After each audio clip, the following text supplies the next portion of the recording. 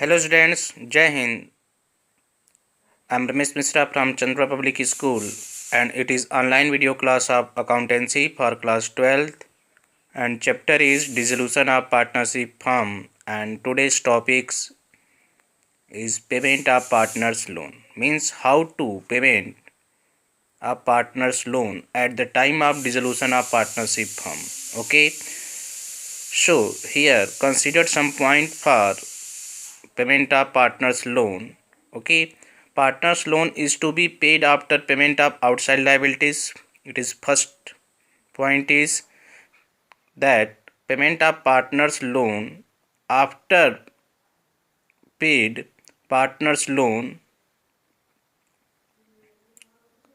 of outside liabilities, means partners loan to be paid after payment of outside liabilities of the firm, but before payment of capital of the partner, means before payment of partners capital but after payment of outside liability firm payment of partners loan.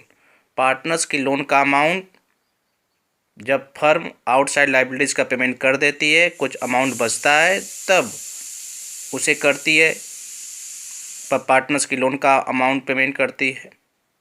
Okay.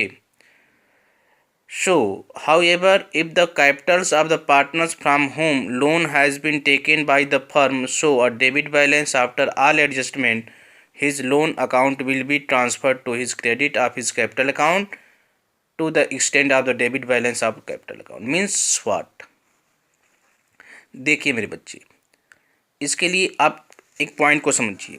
Firm जब बंद होती है, dissolve होती है, तो firm क्या करती है कि फर्म एसेट्स को अपने सेल करती है और जो अमाउंट आता है या जहाँ जहाँ से बिजनेस के पास पैसे आए, देखती है कहाँ कहाँ से पैसे आ सकते हैं, उन पैसों से पहले किसका पेमेंट करती है? आउटसाइड लाइबिलिटीज़ का. जो आउटसाइड लाइबिलिटीज़ होते हैं बाहरी लोग, जैसे बैंक का लोन हुआ, क्रेडिटर का पेमेंट हुआ, किसी बिल के अगेंस्ट पेमेंट हुआ तो बिल्स पेबल का पेमेंट हुआ. ऐसे पेमेंट को करने के बाद अगर अमाउंट बच जाता है तो अगर पार्टनर से लोन अगर वह लिया है, फर्म अगर पार्टनर से लोन ले रखी है, तो फिर पार्टनर से जो लोन लिया है फर्म उसका पेमेंट करेगी after payment of the outside liabilities. लेकिन पार्टनर का पेमेंट करते समय एक बात को यह भी देखना होगा कि क्या पार्टनर से कुछ लिया भी जाना है, यानी पार्टनर्स का कैपिटल अकाउंट का क्या कोई डेबिट बैलेंस है. ध्यान दीजिएगा. मान लीजिए सपोज हो सकता है कि ए पार्टनर है और ये फर्म है, तो फर्म ने पार्टनर से लोन लिया है, लोन सपोज ये लिया है 10 लाख का, और ए का कैपिटल अकाउंट शो कर रहा है यह कि डेबिट बैलेंस शो कर रहा है. तो पार्टनर के कैपिटल अकाउंट का डेबिट बैलेंस शो करने का मतलब यह होता है बच्चे, मीनिंग यह होती है कि फर्म पार्टनर से उतना पैसा लेगा. क्योंकि फर्म पार्टनर ने किया क्या होगा ड्यूरिंग द ईयर कि अपने कैपिटल अकाउंट से ज़्यादा विड्रॉ कर लिया हो, अमाउंट ओवरड्राफ्ट की फैसिलिटी ले लिया हो, ज़्यादा अमाउंट निकाल लिया हो.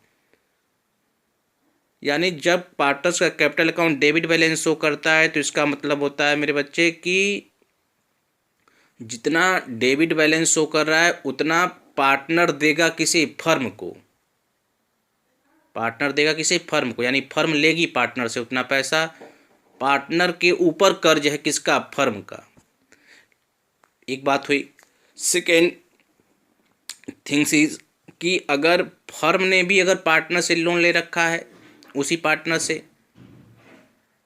तो फर्म की लायबिलिटी ये होती है कि फर्म पेमेंट करेगी पार्टनर को उतना. तो अब इसका एडजस्टमेंट करना होता है कि कितना पार्टनर पेमेंट करेगा फर्म को और कितना फर्म पेमेंट करेगी पार्टनर को. तो जिसका ज़्यादा लायबिलिटी रहेगा वो उसको पेमेंट करेगा. मान लीजिए 1 लाख पेमेंट करना है फर्म को और 1,20,000 फर्म को रिसीव करना है पार्टनर से. तो 1 लाख जो उसे पेमेंट करना है और 1,20,000 जो उसे रिसीव करना है, तो 1 लाख का एडजस्टमेंट कर लेगा फर्म, 20,000 और ले लेगा पार्टनर से. तो इसी प्रकार से हम एडजस्टमेंट को देखते हैं कि पार्टनर्स का लोन का जो पेमेंट है वो कहीं ना कहीं पेमेंट करते समय इस बात को भी कंसीडर करेगा कि पार्टनर्स के कैपिटल अकाउंट में क्या डेबिट बैलेंस तो नहीं है। अगर डेबिट बैलेंस है तो उससे उसको एडजस्ट किया जाएगा। आइए देखते हैं इस कंडीशन में क्या होता है। In this conditions give necessary general entry for settlement of partners loan at the time of dissolution of the firm under the following alternative cases. First case is loan from Manoj. Manoj means a partner, rupees 1 lakh, and Manoj capital account credit balance rupees 40,000. यहाँ कोई problem नहीं होगी। कह रहा है कि मनोज से firm ने लोन लिया था 1 लाख का, यानी फर्म मनोज जो पार्टनर है उससे 1 लाख का लोन लिया है, यानी ये फर्म की लाइबिलिटी है। फर्म पेमेंट करेगा 1 लाख मनोज को। और करा कि मनोज के कैपिटल अकाउंट को जब देखा गया तो उसके क्रेडिट बैलेंस था 40,000। यानी क्रेडिट बैलेंस का मतलब क्या कि मनोज के कैपिटल अकाउंट में पैसे हैं, उसी का पैसा है, मनोज का ही पैसा उसके कैपिटल अकाउंट में है, तो कोई दिक्कत ही नहीं है। 40,000 मनोज को यह तो चाहिए ही चाहिए, उसके कैपिटल अकाउंट में तो उसी का पैसा है। और 1 लाख रुपये मनोज ने जो लोन दिया था फर्म को वह भी फर्म से लेगा, तो यह तो मनोज को मिलेगा ही फर्म से। तो इस कंडीशन में कोई प्रॉब्लम नहीं। इस कंडीशन में आप एंट्री बना लोगे। क्या एंट्री बना लोगे? Manoj loan account debit. Manoj loan account debit यानी फर्म पेमेंट कर रही है, फर्म पेमेंट करेगी तो कहेगी कि देखो भैया उस मनोज से हमें कुछ लेना नहीं है, मनोज को देना ही है। कितना देना है? 1 लाख रुपीज़ देना है, तो 1 लाख रुपीज़ पेमेंट कर देगी Manoj loan account debit to bank account करके। कैपिटल अकाउंट में अगर क्रेडिट बैलेंस है तो मैटर नहीं है, फिर वो तो मनोज का ही पैसा, वो तो पार्टनर का ही पैसा है। फर्म की ड्यूटी 1 लाख पेमेंट करने की अब बन जाएगी टोटल अमाउंट जो लोन लिया है। सेकेंड केस को अगर हम देखें कि loan from Manoj a partner rupees 1 lakh. Second case में अगर देखिए, मान लीजिए मनोज से अगर फर्म लोन लिए रुपीज़ 1 लाख का and Manoj capital account debit balance rupees 70,000।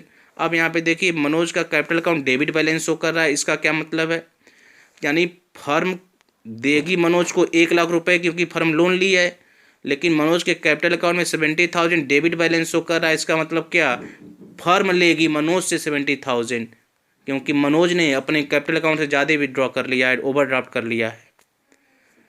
Partners capital account के डेबिट बैलेंस का मतलब यह होता है कि फर्म उतना पैसा पार्टनर से लेगी, और लोन का मतलब होता है अगर लोन पार्टनर से लिए फर्म तो उतना पेमेंट फर्म पार्टनर को करेगी।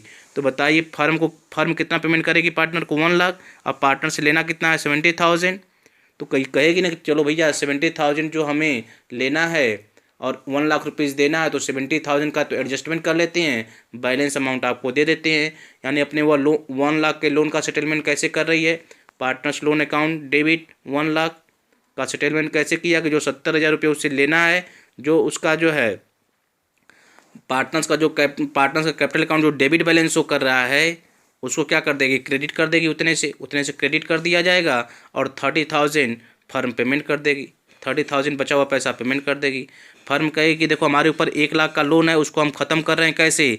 70,000 रुपये जो तुमसे लेने थे हमें, जो तुम्हारा capital account debit balance show कर रहा है, उससे हम क्या करेंगे? ले लेंगे। तो डेबिट बैलेंस को ख़त्म करेंगे तो क्या होगा? क्रेडिट करना पड़ेगा। और 1 लाख का लोन हम पेमेंट का 1 लाख के लोन का पेमेंट का सेटलमेंट हम कैसे किए? 70,000 जो हमें कैश आपसे चाहिए था मनोज, आपके कैपिटल अकाउंट को क्रेडिट करके हमने ले लिया क्योंकि आपका कैपिटल अकाउंट डेबिट था। और 30,000 जो पैसा और हमें देना है फर्म कर रही है वो हम आप अपने बैंक अकाउंट से दे रहे हैं। यह क्लियर हो गया। Second case. Third case loan from Manoj 1 lakh और मनोज का कैपिटल अकाउंट का डेबिट बैलेंस है 1,25,000। अब ये देखिए फर्म जो है मनोज से लोन ली है 1 लाख, यानी फर्म की लाइबिलिटी बन रही है 1 लाख पेमेंट करने की, लेकिन मनोज का कैपिटल अकाउंट का डेबिट बैलेंस शो कर रहा है 1,25,000 रुपये, यानी फर्म मनोज से लेगी 1,25,000। फर्म को लेना है मनोज से 1,25,000 और मनोज को देना है 1 लाख रुपीज़ क्योंकि 1 लाख का लोन लिया है मनोज से फर्म। तो कहेगी ना, फर्म कहेगी देखो मेरे 1 लाख का जो लोन है मेरा, जो मैं आपसे लोन लिया हूँ मनोज फर्म कह रही है मनोज से कि देखिए मनोज मुझे जो आपको 1 लाख रुपीज़ देना है उसको उस लोन का सेटलमेंट हम ऐसे कर रहे हैं कि आपसे हमें 1,25,000 लेना है। तो 1,25,000, तो उसमें से 1,00,000 रुपीज़ हम लोन का सेटलमेंट कर रहे हैं और 25,000 रुपीज़ हमें और आप दे दीजिए, तो फर्म को और 25,000 मिलेगा। तो क्या एंट्री रिकॉर्ड करेगी, वह कहेगी कि देखिए मेरा लोन जो मनोज से मैंने जो लोन लिया था 1,00,000 का, उसको मैं ख़त्म कर रहा हूँ, लाइबिलिटी है, लाइबिलिटी से ख़त्म होना डेबिट, मैं उसका सेटलमेंट कर रहा हूँ। कैसे कि जो 1,25,000 आपसे लिया जाना है, 1,25,000 का जो आपका डेबिट बैलेंस शो कर रहा था, उसको मैं क्रेडिट कर रहा हूँ। तो 1,00,000 रुपये तो मैं इसमें से एडजस्ट कर लिया अपना लोन का, और बचा 25,000 रुपये, तो 25,000 रुपये हमें दे दीजिए, तो फर्म को मिलेगा 25,000 रुपये, तो उसका बैंक बैलेंस बढ़ जाएगा 25,000 से, तो एंट्री रिकॉर्ड हो जाएगी। यह तीनों केसेस में आपने लोन और पार्टनर्स कैपिटल अकाउंट के डेबिट बैलेंस का एडजस्टमेंट सीख लिया। अब आइए क्वेश्चन नंबर 9 के ऊपर। क्वेश्चन नंबर 9 को हम लोग देखते हैं क्या है। Following was the balance sheet of D G and T as at 29 February 2016। सब लाइबिलिटीज़ और क्रेडिटर लाइबिलिटीज़ और एसेट्स इस प्रकार से दिए हैं। जीज कैपिटल अकाउंट यहाँ दिया, देखो जी पार्टनर है तो इसका ये डेबिट बैलेंस है, इधर दिया है तो डेबिट बैलेंस है, इधर होता है तो क्रेडिट बैलेंस होता है। यानी डी और टी का क्रेडिट बैलेंस है, लेकिन जी का क्या है, डेबिट बैलेंस है। ठीक है जी। क्रेडिटर दिया है, बिल्स पेबल दिया है, जीज दिया है। देखिए यहाँ पे आर से लोन लिया है, लेकिन आर यहाँ पार्टनर नहीं है, तो इसलिए इसका लेजर नहीं बनेगा, यह आउटसाइड लाइबिलिटीज़ ही है, आर से लोन आउटसाइड लाइबिलिटीज़ ही है। इसको रियलाइजेशन अकाउंट से सेटल करेंगे, पेमेंट करेंगे ट्रांसफ़र करके। ओके, तो आइए अब हम पहले तो एसेट्स और लाइबिलिटीज़ को ट्रांसफ़र करते हैं। देखिए कौन कौन सी एसेट्स है, डेटर है, स्टॉक है, फर्नीचर है, लैंड एंड बिल्डिंग है, ये ट्रांसफ़र हो जाएंगे रियलाइजेशन अकाउंट में डेबिट साइड में। Creditors, bill payable, R's loan, हाँ, यह जो है आपके ट्रांसफ़र हो जाएंगे रियलाइजेशन अकाउंट में। ठीक है। वर्कमैन कंपनसेशन रिजर्व तो ये तो आपका डिस्ट्रीब्यूट होगा पार्टनर्स में कैपिटल अकाउंट में। अब पहले तो हम देखिए रियलाइजेशन अकाउंट जब बनाएंगे तो उतना ट्रांसफ़र कर दिए पहले। आइए देखिए उतना हम ट्रांसफ़र करके आपको दिखा दिए। देखिए रियलाइजेशन अकाउंट में ट्रांसफ़र हो गया। पहले debtor, stock, furniture, land and building, creditors, bills payable, R's loan,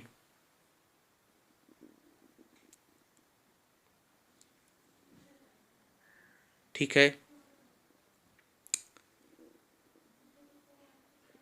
अच्छा, वर्कमैन कंपनसेशन रिजर्व, ये देखिए वर्कमैन कंपनसेशन रिजर्व जो है ना, इसको ट्रांसफ़र किया गया है as a 20,000 rupees in realisation account में। क्यों, इसके पीछे रीज़न समझिए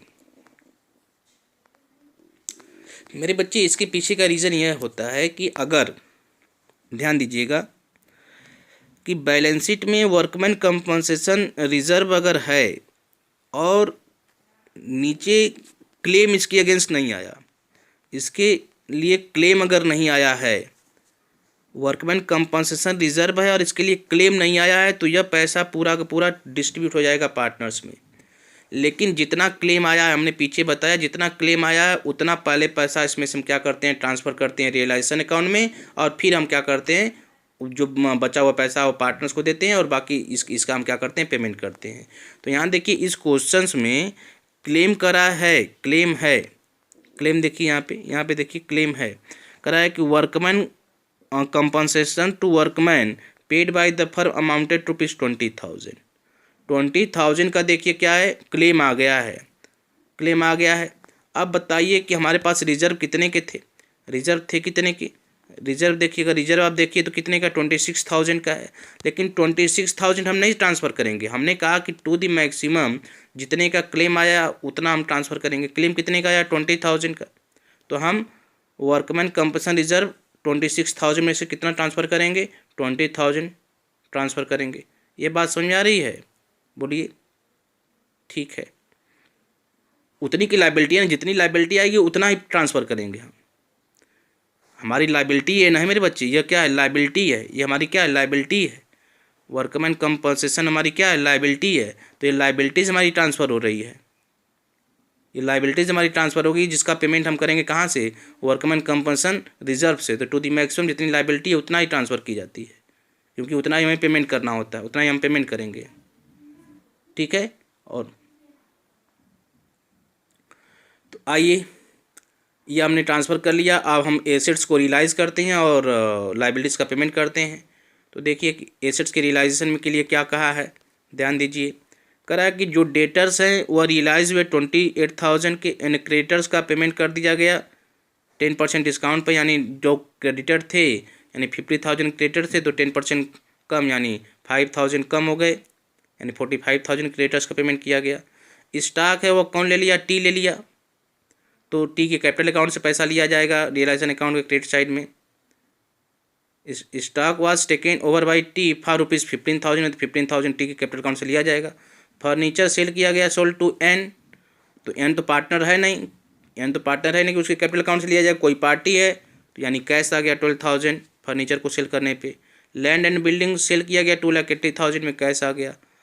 आर के लोन का पेमेंट जो किया गया चेक के through for the same amount, जितना अमाउंट था। और बातें देख लेते हैं। There was an unrecorded assets 1,50,000 का था, जो 1,00,000 में सेल हुआ। तो अनरिकॉर्डेड एसेट तो ट्रांसफर तो होता ही नहीं उसकी बुक वैल्यू रियलाइजेशन अकाउंट, लेकिन सेल अमाउंट लिखी जाएगी। और ये हमने अभी आपके साथ डिस्कस कर लिया और रियलाइजेशन अकाउंट बन गया। देखिए हमने क्या किया, एसेट्स को ट्रांसफ़र कर ही लिया है, लाइबिलिटीज़ को यहाँ ट्रांसफ़र कर ही लिया, वर्कमैन कमीशन रिजर्व भी। अब एसेट्स की वैल्यू रियलाइज़ हुई, डेटर 28 के, फर्नीचर 12 के और लैंड एंड बिल्डिंग 2,80,000 के, इतनी वैल्यू 3,20,000 एसेट्स की वैल्यू रियलाइज़ हो गई। फिर टी ने ले लिया था क्या जी, स्टॉक 15,000 का, तो टी के कैपिटल अकाउंट से ले लिया जाएगा क्योंकि टी पार्टनर है। अनरिकॉर्डेड एसेट्स को सेल किया गया तो 1,00,000 में, तो उसका पैसा आ गया। अब इतने पैसे आ गए, इसका पेमेंट अब देखिए कैसे हो रहा है। क्रेडिटर्स का पेमेंट कर दिया गया 10% डिस्काउंट पे 45,000 में। बिल्स पेबल का पेमेंट कर दिया गया 9,000 का। अब बिल्स पेबल के लिए देखिए 10,000 के थे लेकिन 9,000 का पेमेंट किया जा रहा है, क्योंकि कर रहा है क्वेश्चन में बिल्स पेबल को पेमेंट करने के लिए लेकर के कि बिल्स पेबल का पेमेंट कैसे किया गया है, कर रहा है ना। देखिए and bills payable were paid at discount 10% discount पे पेमेंट किया गया, यानी बिल्स पेबल थे कितने के, 10,000 के, 10,000 का 10% 1,000 यानी 9,000 बिल्स पेबल का पेमेंट हो गया। आर का लोन था उसका पेमेंट कर दिया गया। वर्कमैन कंपनसेशन जो आया था, वर्कर को कंपनसेशन देने के लिए 20,000 रुपये, जो हम यहाँ पे ट्रांसफ़र किए तो उसका पेमेंट हो जाएगा 20,000। फिर बचा हुआ पैसा जो होगा वह प्रॉफिट हो जाएगा, वह इनमें डिस्ट्रीब्यूट हो जाएगा इक्वली, क्योंकि प्रॉफिट ऐसे इक्वली इनका कुछ दिया नहीं है तो ठीक है, या जो भी दिया रहेगा उसमें कर लेते हैं। फिर जी पार्टनर है जो उसका लोन है, तो उसके लोन का बैलेंस पेमेंट किया जाता है, उतना ही पेमेंट कर दिया गया। फिर कैपिटल अकाउंट बना लेंगे, तो कैपिटल में देखिए कैपिटल अकाउंट जब बनाएंगे तो क्या होगी बात कि देखिए डी और टी का तो क्रेडिट बैलेंस है लिख दिया गया, लेकिन जी का डेबिट बैलेंस है क्योंकि प्रॉफिट एंड बैलेंस शीट के एसेट साइड में दिया है जी का कैपिटल अकाउंट का डेबिट बैलेंस, ठीक है। फिर वर्कमैन कंपनसेशन रिजर्व, देखिए यहाँ पे ध्यान दीजिएगा, वर्कमैन कंपनसेशन रिजर्व 26,000 के थे, तो 20,000 का तो आपका आ गया था, 20,000 का तो आ गया था क्लेम, तो 20,000 रुपये ट्रांसफ़र कर दिए वर्कमैन कंपनसेशन रिजर्व निकाल के। यहाँ पे बचा हुआ 6,000, 20,000 देखिए 26,000 वर्कमैन कंपनसेशन रिजर्व थे बैलेंस शीट में, लेकिन 20,000 के लिए क्या आया था, क्लेम आया था। तो रिजर्व में से जितने के लिए क्लेम आता है उसको पहले उतना रिजर्व यहाँ ट्रांसफ़र कर देते हैं, उतना हम पेमेंट कर देते हैं। बचा हुआ रिजर्व 6,000 पार्टनर्स कैपिटल अकाउंट में चला जाएगा, उनके प्रॉफिट शेयरिंग रेशियो में उनको मिल जाएगा। तो बचा हुआ 6,000 का रिजर्व इनके बीच में इक्वली बढ़ जाएगा प्रॉफिट शेयरिंग रेशियो में। फिर ये लाइसेंस जो प्रॉफिट हुआ है उसमें इनको शेयर मिल जाएगा।